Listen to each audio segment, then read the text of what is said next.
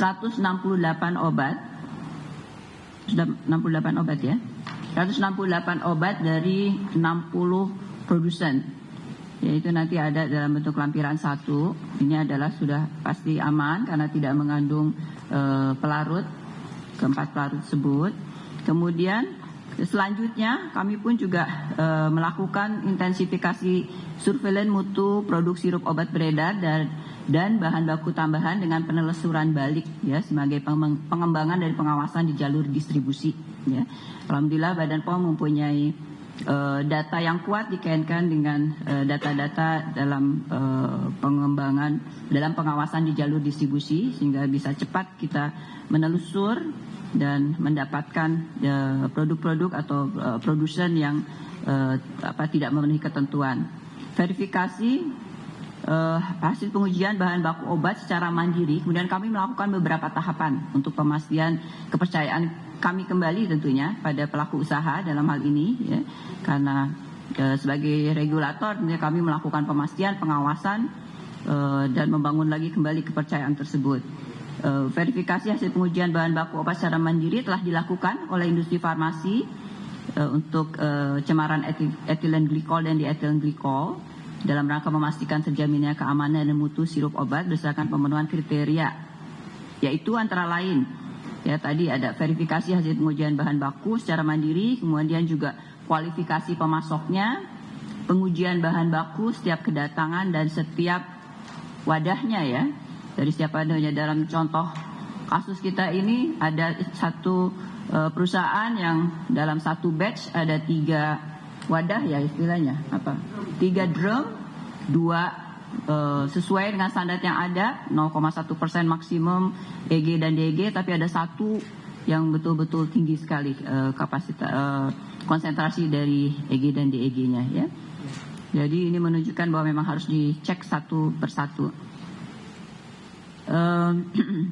Kemudian juga tentunya kembali ini kami lakukan untuk kembali membuka akses untuk kemudahan mendapatkan obat yang dibutuhkan pada masyarakat, dan tentunya kembali juga ya adalah kepercayaan ya kita bangun kembali masyarakat pada obat yang aman dan bermutu ya, dan bahwa kejadian ini adalah suatu kejahatan obat yang dilakukan oleh sebagian kecil dari industri farmasi ya karena kelalaiannya ya, bisa jadi bukan kejahatan akan dilihat lagi. Kalau industri farmasi itu mungkin bukan kesengajaan, bisa jadi ya, tapi kelalaian ya karena tidak melakukan langkah-langkah untuk pemastian mutu tersebut, dan itu yang akan namun tetap kelalaian tersebut memang melanggar ketentuan dengan sanksi administrasi yang akan diberikan oleh Badan POM, dan kemudian juga dilimpahkan di Badan POM ada Deputi Bidang Penindakan yang akan berkolaborasi dengan Bareskrim untuk meneruskannya dalam sanksi pidananya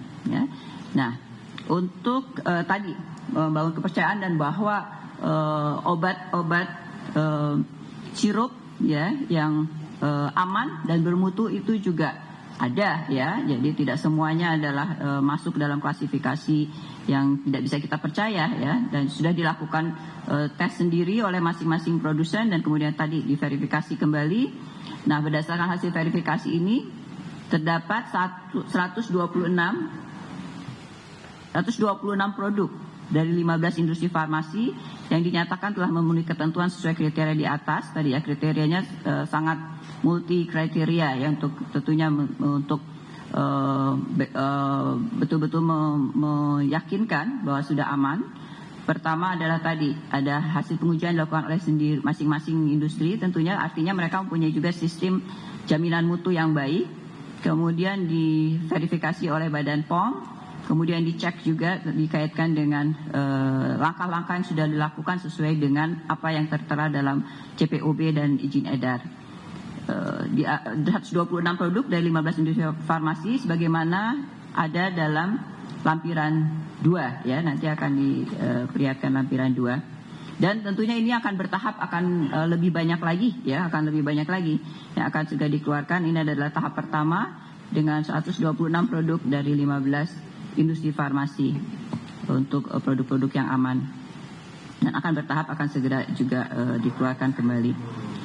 Dan juga kami ingin mengingatkan kembali tentang aspek maturitas atau kepatuhan atau kapasitas dari sistem mutu dari semua produsen ya, dari industri farmasi. Masih banyak yang perlu ditingkatkan. Ya, ada 25% industri farmasi yang masih kategori yang perlu untuk ditingkatkan, dan 5 produsen yang tidak memenuhi ketentuan ini yang ditindak dengan sanksi administrasi dan pidana ini adalah masuk ke dalam klasifikasi 25% tersebut ya. Sehingga dengan demikian ini adalah juga menjadi bukti bahwa peningkatan pembinaan untuk peningkatan maturitas dari industri farmasi ini menjadi sesuatu yang penting, dan penilaian maturitas industri farmasi juga akan terus kita kembangkan ya. Tidak hanya dari penerapan cara pembuatan obat yang baik CPOB, kemudian akan kita perluas lagi, dan ini saya kira akan kita bicarakan, akan kita terus kembangkan terkait dengan berbagai ketentuan ya, apakah itu penerapan pharmacovigilance-nya, penerapan good registration management, dan rekam-rekam jejak yang ada dari surveillance mutu produk yang sudah dilakukan oleh Badan POM. Dalam rangka juga penanganan kasus kejadian tidak diinginkan gagal ginjal akut, ini sudah menjadi perhatian dunia internasional ya.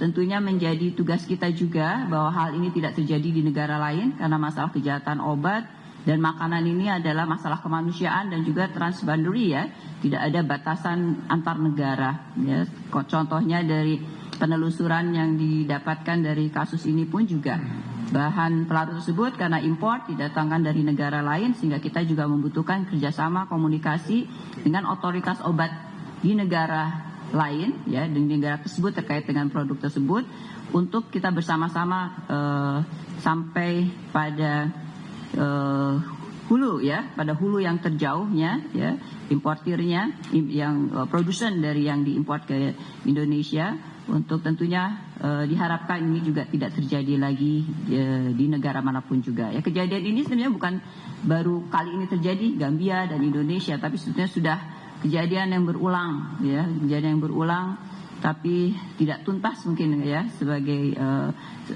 masyarakat internasional juga tidak tuntas menjadikan ini suatu yang penting sehingga tidak terjadi lagi di negara lain.